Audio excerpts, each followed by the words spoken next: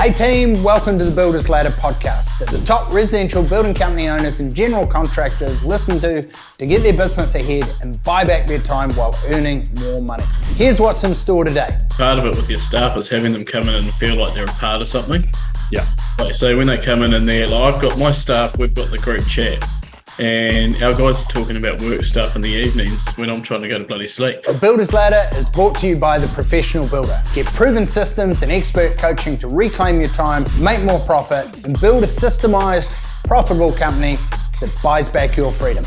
What's up, guys? Owen here from The Professional Builder, and we've got a treat for you today, an interview with former TVB member, TVB graduate, Ricki Cotter from Topline Carpenters in Tauranga. Now, we cover a bunch of stuff on this podcast, so follow along if you want to hear about his mindset around how he's gone from growing a big company and then reducing it down and then rebuilding it back up again over his 10 years in business ownership. He walks us through the tough financial challenges that they had to face in growing and building a residential building company, and how he has invested into a strong culture, a strong team, and how he has refined his processes, combining 5 into 1, amongst a couple of other things. So he's got a thriving and super enjoyable business now, but it hasn't always been like that. So over this interview, we unpack some of the challenges, some of the opportunities, and some of the things that he's worked on to make a business work for him. So if you're following along and you enjoy this episode, give us a like, give us a share, give us some love that we can pass on to Ricki. And if you're following along on the Spotify's, then give us a ranking out of 5. Leave us 5 stars if you like this, or give us some feedback if you think we can do better. So here's to you. Here's to growing a great, predictable, and profitable building company. And here's Ricki. We did a home show. Yeah. And it was actually one of my staff that did it. And he was a young apprentice, and he did it in his own time. And it's all done by jigsaw. He printed out each page with the letter, so he had the right size, and cut it all out. So it's all laser, like pretty much like a laser cut out, and then painted on the back. But yeah, he did it all in his spare time because he just wanted to give it a crack. What a good guy. Far out. Yeah. Dude, that's the kind of culture, that, we were talking about last week around like setting a new standard and having guys that are just like bought into the culture, and, culture not just a culture of like problem solving and like curiosity. Like, oh, I reckon this could be done better. Like, Yeah. I want to give that a crack. And I reckon that opportunity over there connects me giving this a crack with, that over there versus people that just follow a process or, turn up 9 to 5 to eat their lunch and swing a hammer. I think a big part of it with your staff is having them come in and feel like they're a part of something. Yeah. Like, so when they come in and they're like, I've got my staff, we've got the group chat, and our guys are talking about work stuff in the evenings when I'm trying to go to bloody sleep. And and it's like, come on, guys, you knocked off at 5 o'clock. Yeah. But it's almost past being a job for them because they actually enjoy doing it. They enjoy coming up. They're learning stuff, but they feel valued as well. Mm-hmm. Yeah. And that's doing stuff like this. And we had a big thing. We had I was chatting to a guy, and one of my staff members popped in, and they're talking about getting some work done. And I said, oh, you can do that on Monday if you need to. And they're like, oh, no, we did that on Saturday. What do you mean you did that on Saturday? Oh, me and Kyle came into work and worked on Saturday and just got it done and finished by lunchtime. And then they buggered off, and this other guy looked at me and goes, did you not know your staff were working on Saturday? And I said, no. And he said, that's unheard of. Like, you didn't ask them to work. They did on their own accord because they wanted to get the project done and get it to a stage that they were happy with. Yeah. And there was absolutely no pressure for me at all. And I sort of just took it as like, oh, yeah, that's cool. Like, cheers, guys. And this guy was like, no, you don't understand that people work their asses off to try and get their staff to work on the weekends, and you guys did it on their own accord. So what have you done to facilitate and build that kind of culture, do you think? Like, can you look back and in 2020 vision actually see what you've done, or do you think it's just a culmination of a bunch of stuff? It all kind of comes back from when I started the business. I always knew that I wanted what kind of culture I wanted to bring into the industry. Mm-hmm. I had 2 employers through my apprenticeship, and my first employer was a really nice guy. All our customers loved him, but he wasn't the top-notch builder. And then that's when I moved on to the second guy, who probably what's still to date one of the best builders I've ever worked with, but didn't have that. It was almost kind of didn't really want to go to work, didn't enjoy going to work, wasn't the nicest culture to go and work for. But when it came to my learning side, he was one of the best guys I could have learnt from. So when I went out to do my own gig, I was like, well, I kind of want to balance it both where there's a good culture, but still with a high standard. Yeah. And that was when I sort of put the two and two together, was treating the staff like how I wanted to be treated. But the difference as well I see in manager roles is everyone sort of puts your standard up here as a manager, and a lot of people put themselves on a pedestal thinking they're a lot better than, because you've either taken higher risks or you've tried different things to get to that manager's position. Yeah. All of a sudden you're better than your staff. And that's not the case. Sure, you've tried some different things and you push yourself to get to that high level. It doesn't make you a better person. I've had builders in the past that have worked for me that are better chippies than I am. And so relaying that onto your staff, that we just have different roles in the business. So my role's to do all this stuff, their role's doing the job, but we're pretty much on an equal playing field. Yeah. When there are times where you do have to put the boss hat on and sort of set the standard, but because you've already got that good relationship with the guys, I've actually found my staff tend to beat themselves up more than I have to. So because they're invested in the business, so when they make a mistake, they're real upset and actually beat themselves up and go that extra mile to fix it. Yeah. Where when you treat the staff like crap and then they make a balls up, it's like, oh, well, the boss will pay me to fix it anyway. Yeah, good point. I think what you just said there was really insightful. There's that great book by Jocko Willink, Extreme Ownership. And he talks about decentralized command and that the value is not in the plan, but in the planning, right? And by giving the guys a lot of responsibility or a lot of scope, they're formulating the plan. Like they're chatting on the Messenger app or WhatsApp. Is it WhatsApp you're on? We just use Messenger. Yeah, so they're on the Messenger app in the evening sort of thing. They're the ones coming up with the plan, doing the planning, and therefore, because it's theirs, they own it a lot better rather than just you at the tops, barking orders down and saying this is how it's going to be done, this is how we're doing it. Then they're just given a set of plans or a plan with no understanding of the planning that's gone into it. So that when something changes on site, whether it's a variation or a weather delay or delayed materials or something, they've got no idea how to pivot or change the plan because they haven't done any of the planning. But when it's theirs, they're like, oh fuck, that's all good, we'll just do this instead, try that over there, and I'll pop in on Saturday because I'm kind of more invested in the outcome of this project than just the stage or the hours in and the hours out. And the difference is we involve the whole team. So when we have meetings on site, and I've copped a bit of slack for this from other people that have seen it, but we'll actually bring our apprentice and labourer into the conversation as well. And we've actually had moments where I had one moment where there was me and two of my chippies trying to come up with an answer for something. It was just a tricky detail. And this young guy who's a labourer has given us a hand and turns around and goes, oh, why don't you do it like this? And we sort of all looked at it and went, shit. It actually works. And we were just overthinking it. But we gave him that praise and we actually did it his way with a few tweaks to make it work. Yeah. But you should have seen this kid for the rest of the week. He was like, he was so proud of himself and just being given that opportunity to be involved, and that made some massive difference as well. Yeah. Well, I mean, you said before, like you've got this role, they've got other roles, and it's not that you guys are better or worse, you're just in different positions. And like one of your positions as the business owner is to build great leaders, and great leaders are great problem solvers, and problem solving is a skill and a muscle that we can teach and train. So like if you're not actually helping the guys learn problem solving by collaborating them together, asking for their opinion, then they're never going to get good at problem solving, and they're very rarely then going to elevate up to be good leaders. And then you're always going to be reaching down because you don't have any good leaders on your team in your company. Exactly. So like that is your role. 100% falls under the role scope of business owner. Yeah.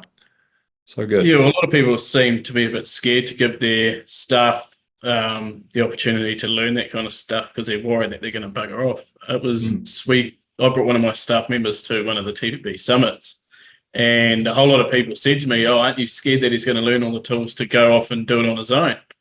And I was like, "Well, if he does, then good on him." But at this stage, he doesn't want to do that, and he's willing to put that into our business. And it was a risk on my end, but in the end, it actually paid off. He actually came out of that summit with all these ideas and things that we could implement into my business. And everyone was like, "Oh, he's going to go and put that in his own thing." But we sort of sat down afterwards and we're like, "How can we put this system in place and that system?" Yeah. And it was again because he felt invested in the business through that side. 100%. People don't leave jobs, they leave opportunities and leaders. So either the opportunity is not big enough for them, and they kind of outgrow the opportunity. They're like, you know what, like, this is great doing that with you, but I think I would prefer to do it for myself. And that's like an opportunity problem, right? Or they leave leaders. They're like, fuck, boss A sucks. I'd rather go with boss B, or kind of outgrown this boss, and I think I need to get something else for somebody else. And so that, it's just your job to expose them to new ideas and like help them train, help them learn, and build a bigger vision that sits their vision within inside of yours. So, I totally agree. We've actually got a bigger company here in Tauranga that has taken on 2 of our previous employees. And I was just like, God, they're going to see anyone that comes up available that work for Topline. They're going to go, yeah, and try and snatch them. They're a big commercial company in town. Yeah. And it's just both of them left on the fact that it was bigger opportunities and a change in their career. And that was completely out of our control. Like, one of them we really tried to retain.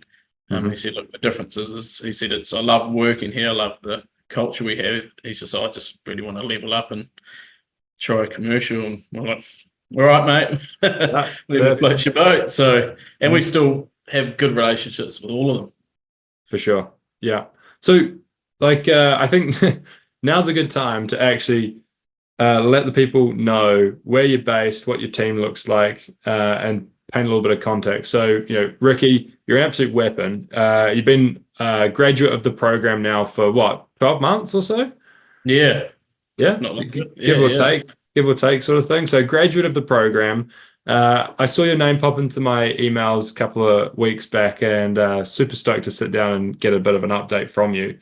So obviously, you're in Tauranga. Walk us through where you're based, what you do, what you specialize in, where else you operate, and what your team looks like.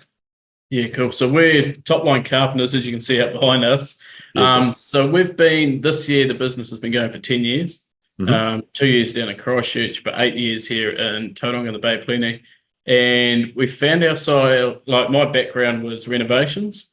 So we specialise in renovations and reclads in Tauranga. So we kind of fell into the reclad side, where there was turns out there's lots of leaky homes, and a lot of guys don't actually know how to price leaky homes because there's a lot to them. Yeah. So they either price the hell out of them or underprice them and tag heaps of stuff out. Yeah. So we've sort of come up with a few systems to make that a lot easier for our clients. I'm in the office probably 80% of the time, and that's doing quoting, project management, things like that. And then we've got 2 qualified chippies and 2 apprentices in the moment on the ground. And then we also have a part-time administrator as well that deals with all the boring admin stuff that I used to try and do my own. And I hate doing that sort of side. So it's taking one of those hats off and passing it to someone else. Yeah. And she's a chartered accountant by trade as well. So nice. It makes my life a hell of a lot easier. And if I do make a balls up, she can fix it for me. Yeah, love it. So it's just having those right people in the business. So how many jobs are you typically kind of running with this crew at any one time, or how does it? This crew, we've generally got sort of 2 bigger jobs on the go at once. So, and then we have sort of fill-in ones in between. Yeah. So like in the moment, we've got one in Maungatapu, which would keep the guys going through till probably February next year. Yep.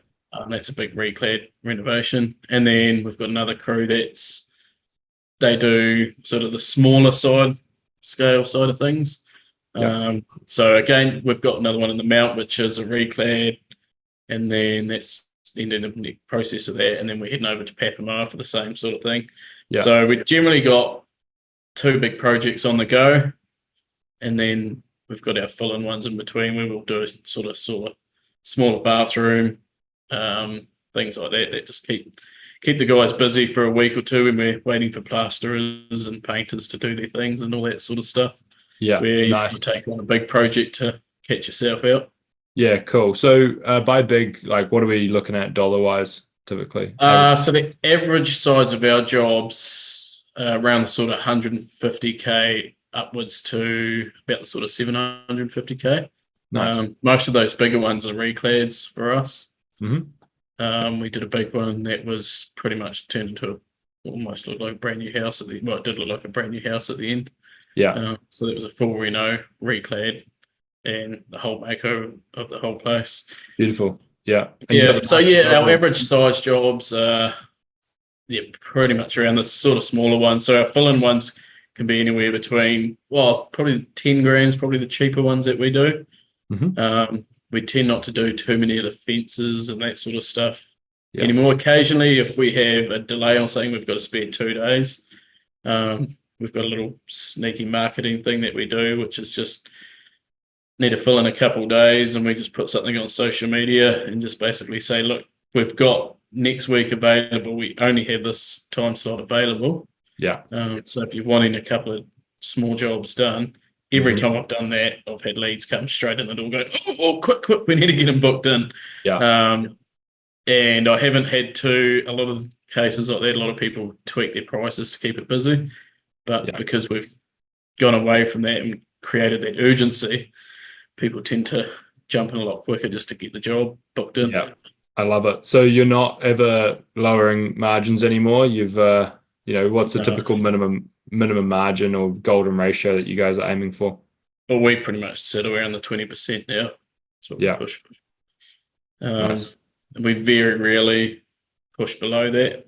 Mm-hmm. We recently had a job that it was a bit of a pain in the ass kind of job, but it was one that he was a client of ours that's referred us to several people. Mm-hmm. So we kind of like to look after him. Yeah. And so I ended up having to get contractors in for that job. About halfway through, we realised it was blown over his budget. Yeah. And had a chat to the contractor that was giving us a hand, and he offered to drop his prices a bit. Sure. And I kind of told him off and said, no. Yeah. No, you're already charging me too little. Said no. So we just readjusted it and readjusted margins and a few other things. But I said to the builder, I said, look, you need to pay your guys and make sure you're covering all your wages and all that sort of stuff. And you're pretty much only just doing that with the rate you're charging me. So don't drop it to just keep busy. Yeah. That's such a huge, bro, that's such a huge mindset shift, and you're such a good, like, you're one of the solution, like this is the solution to the industry that, we should be being paid what we're worth and stuff, and not dropping margins just to keep everyone busy and undercutting each other and things. So like, what do you have to go through to learn that lesson? Because, like no one is just a saint. There's normally the Batman story of going through the. Well, I wish I could say I started my business and was doing top rates and everything straight away, but as we all know, that never happens. Topline's been going for 10 years, and we've kind of established ourselves. But a lot of it was just that decision one day to knowing that you've got leads coming through, people want to work with you. And a lot of it was just realising that and putting those big boy pants on and actually saying, well, I know my worth now, and it's just sticking to your worth, which is definitely the hardest part. But that all comes back down to being able to sell yourself, and your business has been the one that people want to work with. And once a lot of people will tell you that you should have your prices higher, and the last one to convince is always yourself. So once I'd convinced myself that actually we are worth our rate, and if you don't want to work with us because of price, we don't sell ourselves on price anymore. And we're willing to put people in the direction of people that are willing to sell themselves on price. It all came down to just putting the big boy pants on one day and realizing your worth. So what does your sales process look like then? Because it's one thing saying I'm not going to compete on price, and it's another like going through the mindset shift, and then it's another like having the confidence backed up in your sales and your marketing. Like, what did you do? What did you have to go through? A lot of wins, a lot of losses, a lot of losses. But I think the biggest thing which I did, and it was actually some advice I was given, and it was the most painful part, was sort of asking the question of why did you decide to go with someone else? And you can word it in a way where it doesn't sound as blunt. But a lot of things were, what was your decision in going with someone else? And was there something a process that we missed that made you want to go with someone else? I've had some people that say, yeah, these other guys are cheaper. And then you go, oh, that's cool. Good on you. There were other ones where they were like, oh, we just felt a little bit more comfortable with the other builder. And when they sort of go, so say that sort of stuff, I like to elaborate more, try and find out what it was that they felt more comfortable with. Sometimes I say, well, it was actually we're just price matching against someone else. And my uncle's going to do it. And you say, okay, don't call me in 6 months when you need it fixed. There's a lot of that. It's a lot of trial and error. What does your sales process look like nowadays, though? So a lot of we get a lot of word of mouth stuff, which a lot of it's actually come from previous clients now. So because we've been around for a while now, we've got a lot of clients that are referring us. The other thing which we've really stepped up, which was just being consistent with our social media stuff. So marketing and all that sort of stuff. But the sales process is we pretty much have a lead come in and we've got a 48-hour process follow-up. Very good. So it's, if not the same day, the next day, give them a call, book in a time to have a catch-up with them, preferably within that week. One thing we do as well, which sometimes works against me, but I've actually found it sets you a bit more as a professional, is only doing site meetings in work time. Nice. Which actually it's a good qualifying thing as well, because you start to realise the people that are serious about wanting to do the job. So I used to do a lot of, I don't finish work till 5. Can you come in at 5 or 5:30? You'd always go, all right, we'll make it work because I need the job. But then actually once you set the precedent of look, we finish at 5 and I've got a young family at home.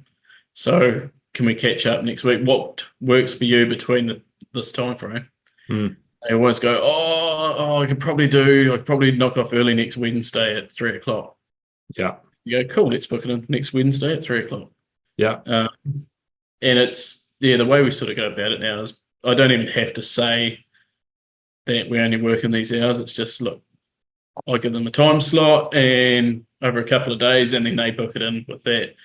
I've had a couple that still try and do it in the evenings, and I had one client recently where we had tried and both our schedules keep butting, and I kind of went out of the way for that client, and we landed that job as well. So it doesn't happen on every job, but probably 95% of them now are all done in a way that works around me. Nice. Awesome. And then you set your minimum margins. So you typically after that site visit, going through to rough estimate, full detailed quote, like how does it look? Yeah, so we've got a bit of a different process. So a lot of the leads we have come in now require consent. So I always go and do my first site visit with them, try and get a scope of what they do. Another technique I use is, because sometimes we've all had it where we've gone and met with a client and gone, I don't get a good vibe from this. And a lot of people put on a prick tax if they don't want to work the job, and they just put a higher margin on it to hopefully not get it. And if they do get it, then it makes it worth it. But one of the things that we do is I always say to the potential client that we'll see if we can help you and if we're a good fit for you. And straight away, that sort of, if it gives you the opportunity, it gives you an out if you don't want to do the job. If you don't get a good feel from it, saying basically, look, this isn't quite the work that we undertake. But I always try and have someone that I can pass them on to that can do that kind of work or is willing to budge on price.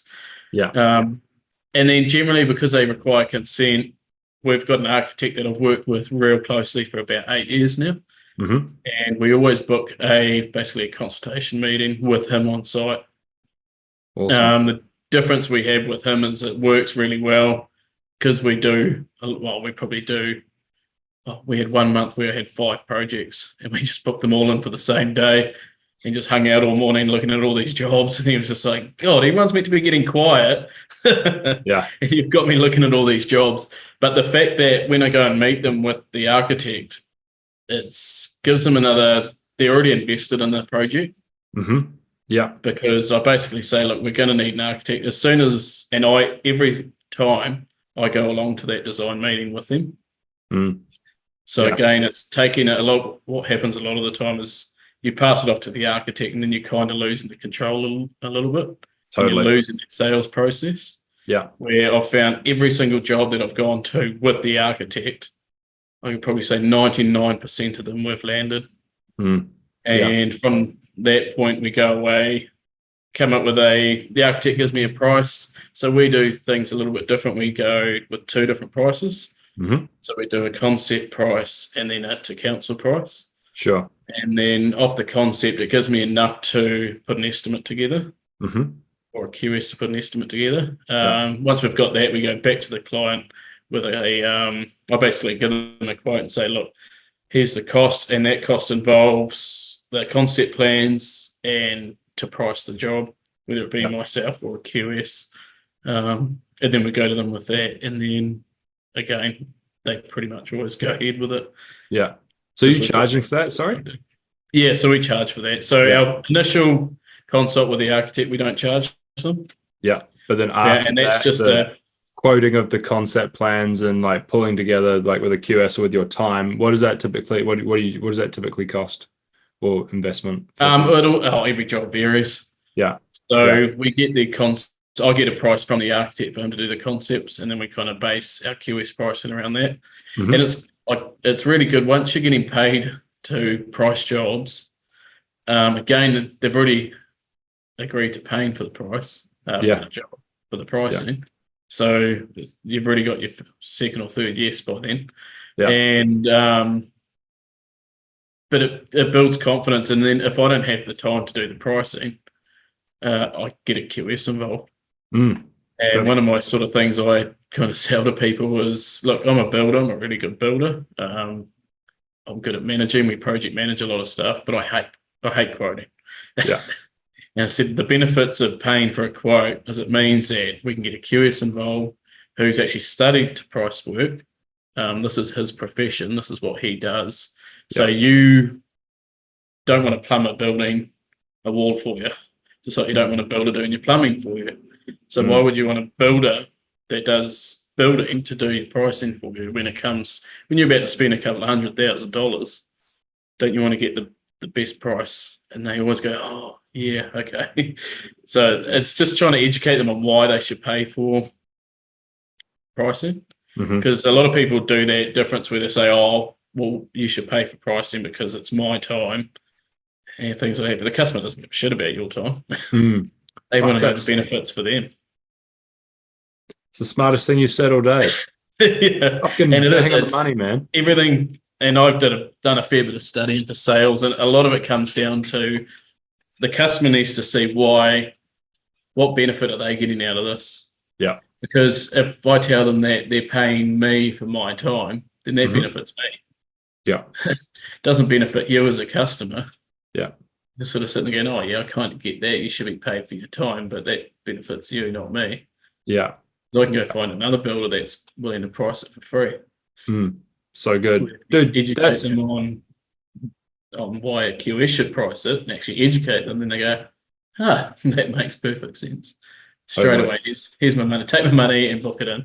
Yeah. Yeah. I love it. There's so many elements of this sales process that you've walked us through that are like very similar to the process that we get the members to do. Funny that. I wonder where I got it from. Yeah, so good. So walk me through now kind of like the software and the systems that you got set up. Because I understand like you use Fergus as kind of like some project management stuff. Is that correct? Yeah, so we use Fergus as our go-to software. So I've used it from day dot. Actually put on, before I started my own business, I contracted to another guy. Yep. And had used Fergus, not quite to the extent that we do now. But we use it for all our invoicing, timesheets will go in there. Nice. quoting, goes through there. So once it comes back from the QS, it goes through Fergus. It's also got forms on there as well, which we really like. So we have like a day one checklist. So that's a little form that's on Fergus that we create at this end. Even right down to we've got jib order forms that are on Fergus. So the guys can actually just pull out their phone and there it is sitting right there. And it's got every sheet size. So they can put the quantity in. And then I just pretty much, once they've submitted it, I come into the office and just copy it and send a PDF copy straight to ITM that we get our material from. Nice. So it's just systemizing that whole process a lot easier.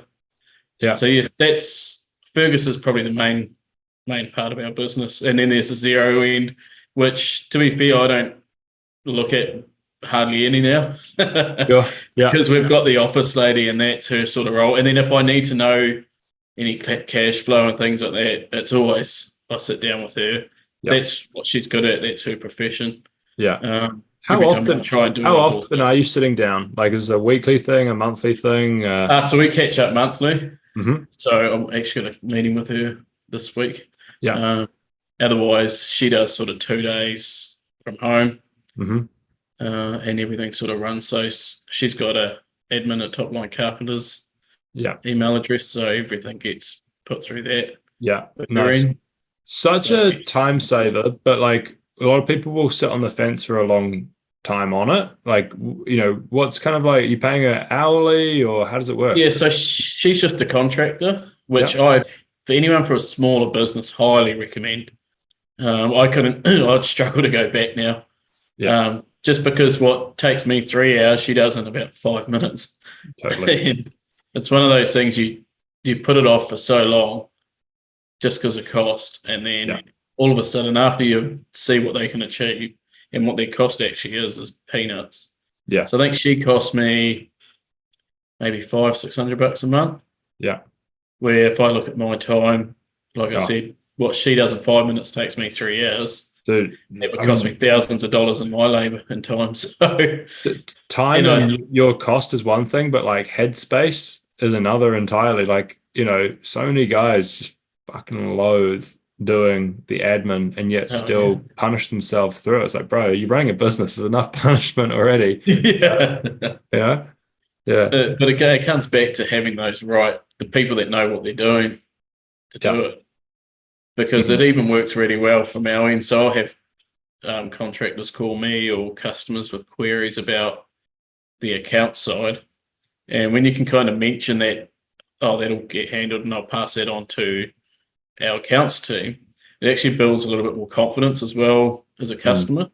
It's not just some bloke in a ute. Not some bloke that's sitting in front of his computer at 8 o'clock at night that's screaming kids and a wife that going, you don't spend any time with us. And again, and that's pretty much what most chippies do in the evening is majority of the time it is the account side. Dude, 100%. So where'd you find her? She's actually been with me for years now. Oh, that's good. Yeah. I can't even think where she came. Yeah, because a lot of guys will find them on like Seek, Trade Me Jobs, but also just like local Facebook community groups. Like you got to be real clear on what you want and what you don't want. But, you know, just like hiring for everything else, clear role scope, clear scope of responsibility, clear job description, good onboarding, got to invest a little bit of time in the initial phases. Obviously somebody that's done it before is going to be more valuable than somebody that's doing it for the first time.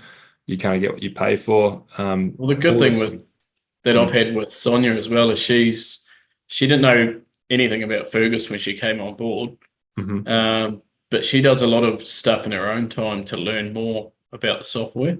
Awesome. And now she's been using it with us for she's probably been with me about 6 years, I think. Yeah. And she's a professional on Fergus. She's like, why don't you do it this way? And pulls all this back end stuff up. And it's like, geez, I didn't even know you could do that. Yeah. How about you do that from now on? So, it's so good. She goes, cool, adds it to it. Yeah. And we actually, a couple of years ago, sat down with her and I got her to, every time she does something new, I got her to actually write, and I've got a form for it. And I just printed a heap of blank ones out and put them next to her. I said, every time you're doing something new, a new process, I want you to write that down. Yeah. She said, you're just doing that to replace me. I said, no. I said, the idea is she's irreplaceable in my eyes in the business. Yeah. But the idea is it's taken it away, it's turn it into a business. Exactly. And that's the difference. So now I've got all these systems where if she wants to bugger off to Fiji for 3 weeks and doesn't want to answer her phone or check her emails, like when it comes to paying accounts, she sets them all up and I just go and pay them. Where we sort of got to a point where she went away, was about to go away, and I was like, shit, I don't even know how to I don't even know how to upload those payments to the payment system because that's her role. So that was when we were like, well, actually, we need something in place. Yeah. A system in place to know how to do that. Yeah, for sure. So now we've got a big stack of processes which are now sitting in the computer. That was another job for her, was to put it all into into the computer. Yeah, we'll line them up against like an A to Z of operations, right? And work out kind of like where they live, and then assign a who and a how next to the how. So like that's how we do it, and then who's responsible for it. And it's like, it's not Ricki. It might be Sonia, might be somebody else. You know, might be future you, future her, as the business changes or grows. Because you know, you've been at this for a decade. You probably want to, continue it for a decade at least, but possibly not in the same capacity, might look completely different. And when that time comes, you want to be in control rather than be, at the bottom of the hill of like somebody going, well, it's actually not worth that much because there's not a lot of resilience. What if Sonia goes away? What if you go away as well? Here's one I prepared earlier, It's like so much nicer being ahead of it, right? Well, a lot of people use the excuse, oh, my office lady's away, I'll give it a crack and I'll try and get it through to you, or can you wait a week or two until she gets back? Yeah. And when it comes to invoicing, all of a sudden your cash flow kind of goes shoop, and then comes back up when the office lady gets back, and it's like, well, crazy, just being able to know a couple of those sort of smaller key aspects makes a big difference. Yeah. So having people like her really buy your time back, you've spent it kind of like leaning into systems and processes. You went through the program, and there's then all the learning that you do yourself as well. You have mentioned to me before around like combining 5 systems into one, and it being kind of around like your variations, your site forms and everything. Do you mind walking us through a little bit of that? Like the 5 into 1 consolidation. So when I decided to actually start working on the business instead of in the business, and we started to get more staff and bigger projects, it was all about processes, and that was what TPB were talking about. You need good processes and things like that in place. And so I'd sit down and spend hours and hours coming up with a new form or new process, and I'd get it all finished, and I'd be like, smack, that's the perfect system there. That's going to work really bloody well.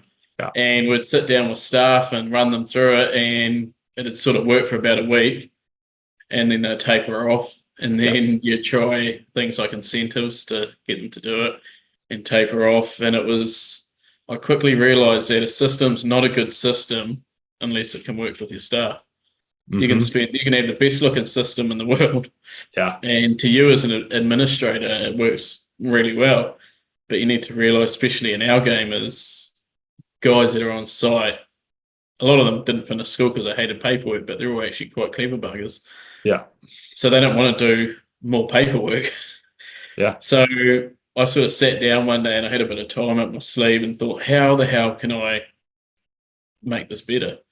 And it was actually when we downsized and I ended up back on the tools for a while that I kind of realized that shit, this actually is a pain in the ass. All these different things are actually a hassle. So I slowly combined, I can have a first site meeting and a quote into one form. So I tweaked those into one form, and then I was like, actually I could probably have the materials list onto this form as well. So now there's 3 forms, and then I had a meeting with an architect on site, and I needed to take some notes. So all that was just adding an extra box, meeting with architect on the job, site notes. There's a part in the bottom where we can draw pretty pictures because we like doing that.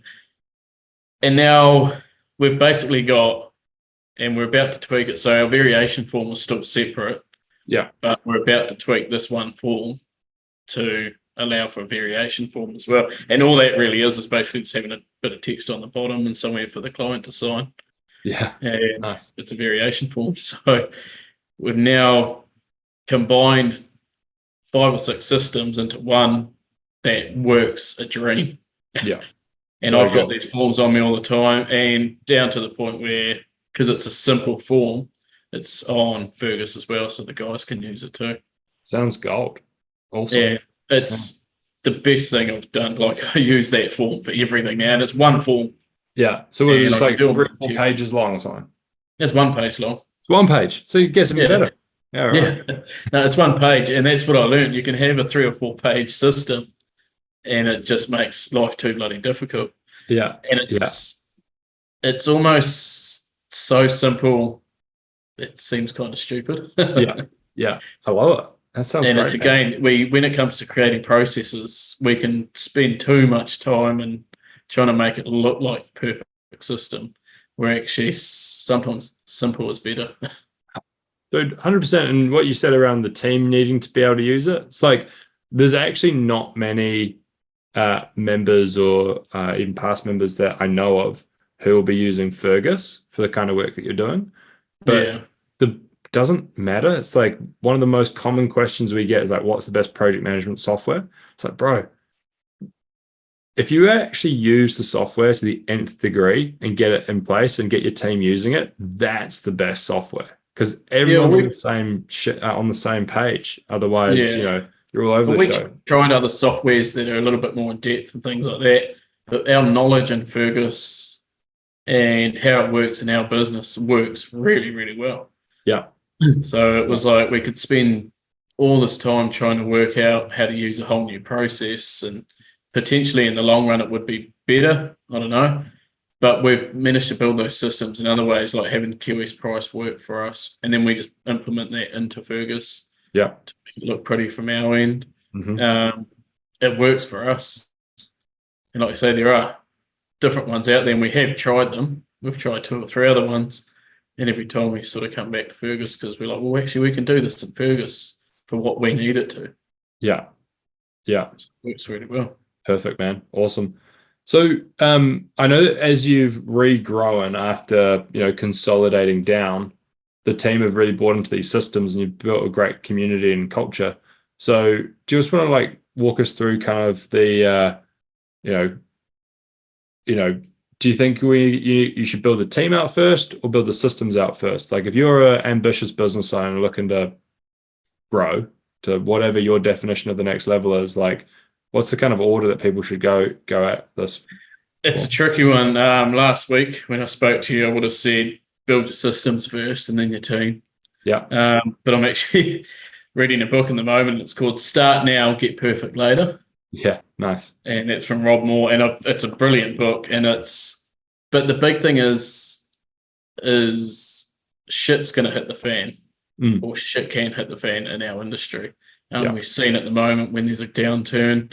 So it's pretty much prepping yourself for shit to hit the fan, and the better you can prep yourself, then shit might not hit the fan because you've got that process in place to avoid it.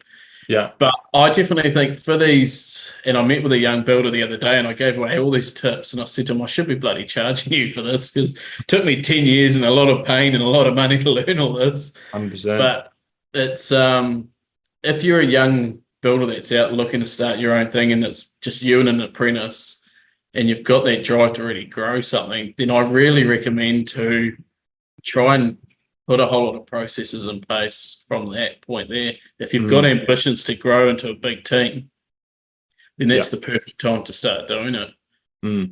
Because you will, when you get your team, you could have all these good processes in place and then you start building your team and you will tweak them. But if you start building your team without any processes, and this is one thing we learned is when we built the team, we had very poor systems in place. Yeah. If any systems, we couldn't really call them systems. And then all of a sudden we had a team of 9 and we started to implement all these systems. We actually started to get quite a bit of pushback from the staff because they were so used to doing something one way. And then all of a sudden we'd say, no, can you take some photos, which to us sound like a no-brainer. can you take a whole lot of photos of the job that we can upload on Fergus for the system? Yeah.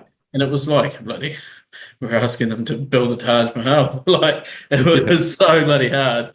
And it was just because it was something new that we were trying to introduce. Yeah. Where now that we've got a new team and we've downsized, the team now, when they come in, that system's already there. So they don't even blink an eye. It's just, oh, yeah, this is the process at Topline. So I don't even have to ask for photos and things like that anymore. It just happens because that's the process and the staff know that. And like they might chuck a fancy fixing in, which will be hidden that the council won't be able to see. And I'll say to the guys, like, oh, have you loaded that to Fergus? And they're like, look at me like, of course we have. Yeah. It's the process. Like, why are you even asking us that? Yeah. Yeah. Where if I'd done that before, it was like, oh, yeah. Yeah. So, yeah, I definitely recommend if you can do some systems before you start growing, a lot of things like that, it definitely makes your life a lot easier, because when your staff come into a business that has a system in place, they just pick it up straight away. They don't argue. And like systems are malleable and will change. Like if we want to continue to evolve and to stay ahead of like the industry, then your systems are going to change and your people are going to need to change with them. So I think like the mindset of setting a system up and then setting and forgetting it is completely incorrect. It's like, these are going to evolve every 6 to 9 months, depending on how quickly you're growing and how quickly your company is evolving, sort of thing. So like there's going to be, say this business has been going for 10 years and I've had those 5 forms for about 6 years. Yeah. And then it was only about 12 months ago that I put them into one form. Yeah. So you're always changing your systems to make it work for, and it'll probably change again in a year's time. Yeah, 100%. Like I say, we're looking to put the variation form into it. So we'll just keep evolving and changing. Yeah. And that's kind of one of those reasons why it's so important to buy back your time and to get certain systems and processes in place to protect your time, because if you don't have the headspace to be able to work on this stuff, then you're immediately just going to end up not being in a position to evolve and to innovate and to change shit, and to stay ahead of it and be working on what matters most as the business owner, which is like, we've got a full pipeline, we've got great guys, they're following processes, the projects to timeline, budget, and quality, and can we rinse and repeat and go again?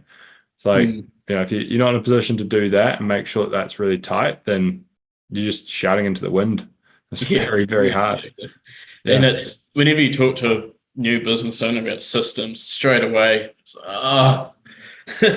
no one wants to do systems, and it's not a fun. Well, it does actually change. I was going to say it's not a fun part of the business, but once you actually get going and you start to see results, it actually does become quite a fun part of the business, because you sort of look at aspects and go, oh, where are we failing, and how can we create a system to make it work?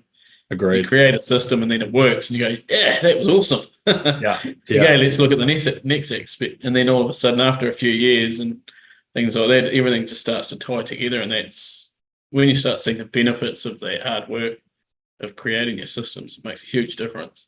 Yeah.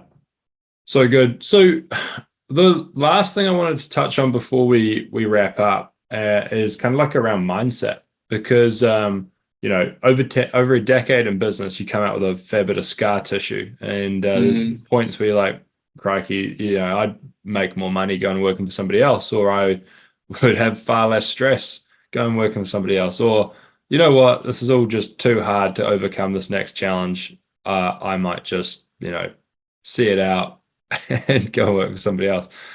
But you haven't. You've had your challenges, but you've kicked on. Yeah, we had a bit of those challenges, or some of those mindsets that you had to have to be able to do that. Yeah, we had a bit of a tricky moment a few years back now, about 2 years ago. So we had managed to just get it through the COVID period and all that sort of stuff. And then we had a client that was just turned out to be an absolute nightmare. And it cost me a lot of money through court, plus the money that they owed me. And it was a real pain point. And we went from a team of, there was about 11 of us all up, including myself and the office lady. We had 9 staff. I just only about 6 months earlier given my main chippy the role of basically full project manager. So he was pretty much running the day-to-day on sites. If there was issues, they rang him, not me. Mm-hmm. And then when we were owed all this money, it pretty much sunk us. I went and had a chat to an accountant, and he said, pay this guy, this guy, and this guy, and shut the doors.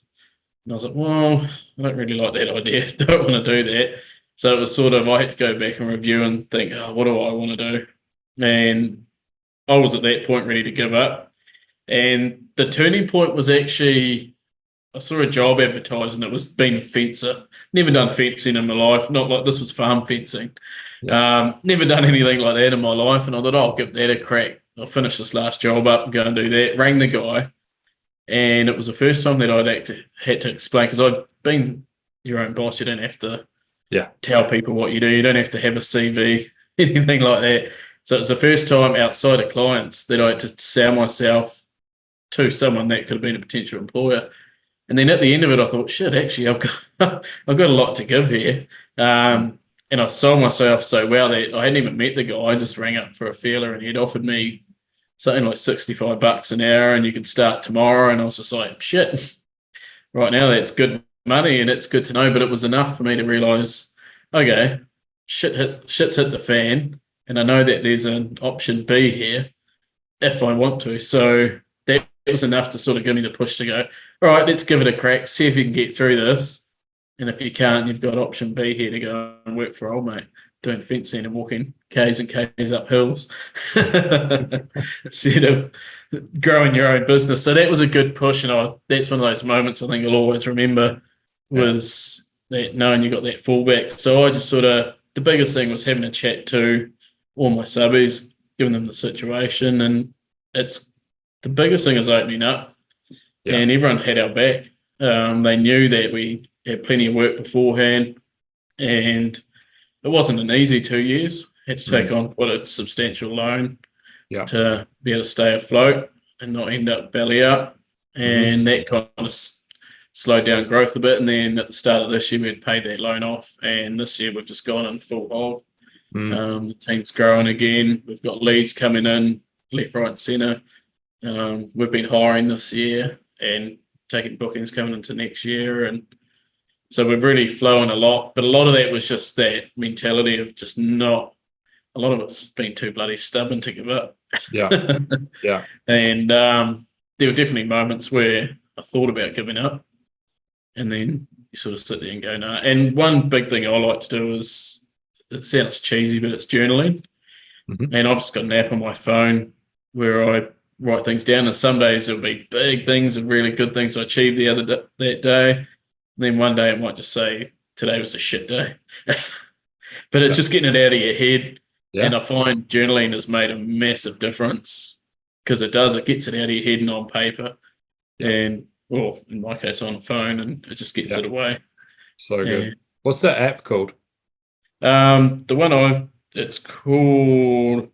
Because there's one called Win Streak, and I like that one. But I know there's a few out there. Yeah, what is it? I'll send it through to you. It's something diary, but it's pin coded as well. Yeah, nice. You don't want your wife to see it. No. Look, I mean, like there's so many things that as business owners, we're a bit of an island, right? Like, you go through and you got subs, you got clients, you got team, you got then your team at home. So like, how do you manage that home dynamic of like running a small business, family business? It really impacts everybody at home. So one thing, and I've done it for quite a few years now, is I don't have an office at home. I've got a little one where I set my computer up and that, but it's not, all my work stuff is not at home. The other thing is Sonia's not my wife. She's a contractor, which I found that hugely valuable. Just for my business. I know other business owners whose wives are quite involved, and that's when you see couples like that, it's really cool to see that really grow. But it means when I get home and it's time with me, my wife, and my kids. So there's not you're not sitting at the dinner table and getting a have you paid that invoice today, or have you Yeah. followed this up? So that's been a huge part of. I found it really beneficial. It's been able to separate the two from work. Yeah. And again, comes back to what I said earlier about only looking at jobs in your work hours. Yeah. Means that, like, my kids go to bed they're only young, so they go to bed at 7:30. So if I don't get home till 6:30, and then go straight into the office, then you're losing that time with your kids. 100%. Yeah. And one thing I've really realised in the last couple of weeks, my son just turned 8, and you're like, where the hell is that time gone? So they grow up too quick. So it's definitely hard having that balance of work and family. Mm-hmm. But having an accounts, even if your wife's part of the business, I think the biggest thing is having the accounts separate. Mm-hmm. If they're in the sales side or things like that. But I think if you can have accounts with someone that's a contractor or your accountant or something like that, it definitely makes your personal life a hell of a lot easier when you're not talking about that. Instead, you're talking about have you paid the mortgage and things like that. That's you can't avoid that one, unfortunately. So, even in the tough times, did you still have the office, or did you have to trim back, or like? I had the office, but it was we've got because I live out in the country, so we've got a storage unit, which again is separate from home. We've had that through the tough times. Yeah. And the last 2 winters, I had a little office tucked in the corner in there. Yeah. Just because I was refusing to have it at home. Yeah. There were days where it was cold and miserable and soldiered through. This year, because the business was doing a hell of a lot better, I think I had one cold day in there at the start of winter and I knew, bugger this. And found out, I think within about 3 days, we had an office space that we moved into. So it was but yeah, I've always had something separate. Yeah. And it just means that when you're in that space, then that's work. It's easier to focus on the tasks that you need to. Totally. It means you get to hang cool shit. Like I see you got the Master Builder awards here, the sign up here. I love whiteboards. I think there's 2 here. There's another one over there. I think another one's going over. I love a calendar and I love a whiteboard. Yeah. Oh, I've got to love a calendar as well. yeah. Hard out. So good. So, we've covered so many different things. Is there anything that you would think that we haven't covered so far that you think is worth chatting about? Yeah, I think the biggest thing is in times like we've seen lately where it's got a bit trickier, a lot of people try and fold over and just try and knuckle through it. We've kind of, this year, the finances definitely weren't there because we're still recovering. But I kind of made the decision this year to level up. So we've done things like we entered into the Master Builders House of the Year. That was the first time we've ever done that. Awesome. And when we did that, we actually took the whole team along. So that cost me an arm and a leg to take the team along. But it was actually, so that was over here in Tauranga. And Jesse Mulligan was the MC for the evening. And when I went up to get my award, which was a silver, which was first ever awards, and of course our table, all the boys were hooting and hollering away, and they sort of realised, oh, this is a cool table to, and they started doing shout outs for Topline. That was like the table to go and hang out with. Nice. And they actually had a break, and he came up to us and had a chat with us, and he asked one of our apprentices, so how was your day? And that day, one of our apprentices had done something really good. He'd done quite a tricky custom detail on a window, and I went to give our chippy some praise, and the chippy turned around and said, oh, actually, that was Quill that did that. Yeah. Well, he's a nice guy, but he's a bit of a rough bugger, but he's really good. And so to see something with such finesse, it was like, what? So he came in and I gave him all this praise, and he didn't know what to do. He was like, this is weird. So he mentioned that to Jesse, and Jesse actually, like, we were the new guys at this Master Builder Awards. There's people that have done it 10, 20 years. And we were the new guy. And all of a sudden, straight after this break, he was talking about Topline and our culture. And it was just like, geez, that's bloody cool. So, yeah, it was. And then we've had professional videographers come in and do that sort of stuff with social media. We do constant. We schedule all our social media now. Yeah, it's looking great. So every week, there's consistent stuff going out. So we kind of just made that decision to level up this year. Yeah. And I think I do things outside, like networking with NZ Business Connect. And the guys sort of, instead of pushing back, going, "Oh, he's doing all this other stuff," they've actually realised that it pays dividends in the business. Yeah. Well, you felt. Yeah, like we're booked up. Everyone, and it's a question I get all the bloody time, probably multiple times a week lately. Is that, "Are you guys busy? How are you guys getting on at the moment? Are you struggling?" And I'm just like, well, the other day we had a bit of a gap in a job. We had a job that came through as a referral. Went and looked at it. I spent a bit of time with her, and we landed a $35,000 deck job. And the client hasn't been able to stop raving to the person that referred us. And it was just, again, it was showing her the benefits. We actually talked her out of spending another $2,000 with us because it was just unnecessary. But in doing that, it landed a big job, and she had 2 other builders looking at that job as well. Yeah. She pretty much said to me before I left that I had the job, and I was like, "Oh, I'll get a quote to you first." She's like, "Mate, I just want to work with you guys." So good. Yeah. And that's the bit, again, like there's no silver bullet to this. There's all only lead bullets. And it's, like going through the scar tissue, getting the reps on the board, putting the systems in place, learning from people that are ahead of you, trying to avoid the mistakes you made previously. Like all of these things just compound up. Being consistent with your marketing and pushing your marketing out there, but freeing your time up so you can actually do the marketing by getting an office person. There's so many tools out there now too to make your marketing. So I sit down probably once every 3 months and sort out a heap of social media content through good old ChatGPT, schedule it and chuck it in my calendar when I need to do it again in another 3 months' time, and set and forget. Happy days. Then I have people calling me going, "Oh, your post was really good," and it's like, "Oh, that's right, that went out today." Yeah. Again, that's just another system that's been set up to make it easier. Yeah. Instead of going, "Oh, I should probably do a post today," or "I haven't done anything in a week or so." And we've had leads from it doing it. We've had old customers come back going, asking for us to do work, and I've said to a couple of them, "Why now? Why are you calling us now? We did work for you 2 or 3 years ago." "Oh, your bloody Facebook stuff keeps popping up." Nice. So it does work. It does. Yeah, 100%. It works. Completely agree.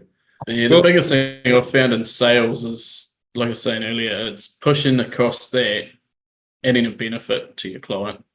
Yeah. And that's the biggest change I've found to be able to land most jobs is sell the benefits to them, not to you. Yeah.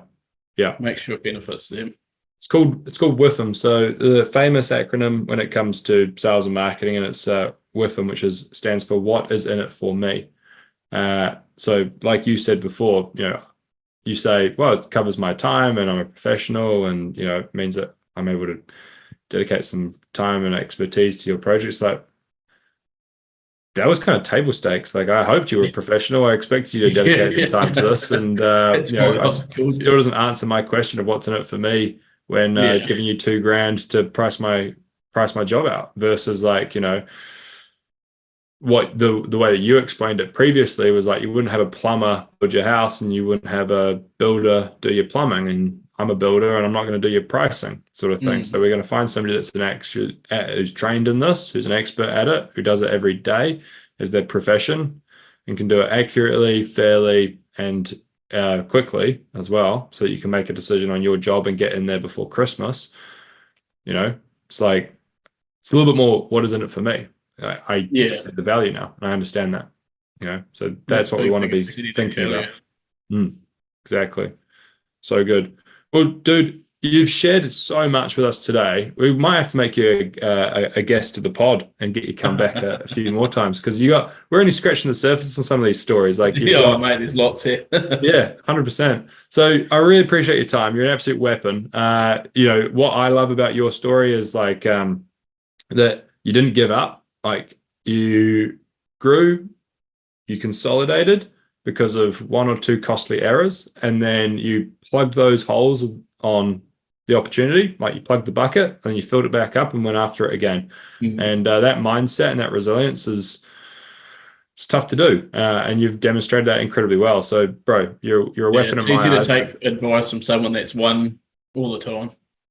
But when you can have a chat to someone that's been through the shit and seen the hard times and come back, that's why I've because my mindset's a lot better now. The business is cranking. And it's sort of like, well, actually, I've been through this hard time, and I'd hate to see it's hard on a relationship, it's hard on yourself.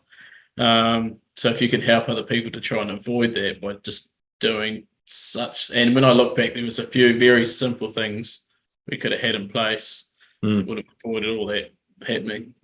Yeah. So it's like, well, if you can share that and stop someone else from going through the same shit you did, it's a win. Like I said, I spoke to that builder earlier and gave away all this advice when I was like, yeah, it took me 10 years to learn that, and you've just learned it in an hour coffee break. Yeah. So good. Well, a bunch of people that are listening to this, I know have learned some stuff as well. So thank you very much for your time, brother. Thank you for jumping on the line with us.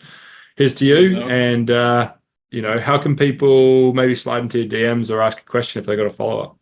Yeah, just reach out. We're all on Facebook and Instagram and all that sort of stuff. So if you've got any questions and you want to know, I'll probably share that form that I've got. I'll pass that through to you. Yeah. Some of you might look at it and go, that's way too simple to work that well. But it does really work. And it's saying that we've spent a fair bit of time tweaking it and making it work. So I'm happy to share that through to you and have a nose at. Yeah. And to be fair, a lot of our forms are formulated from the TPB forms. Nice. That I had when I went through the program, and it's just tweaked it to make it work for our business. Yeah, would love to see it. And I know people listening would massively benefit from that. So thank you very much. Appreciate the share. You're a legend. Nice. Awesome. Cheers for your time. Thanks, dude. Appreciate you as well. Want to go more in depth on today's topic and buy back more time whilst earning more money? Get a free business health audit and plenty of free resources over on our website, theprofessionalbuilder.com.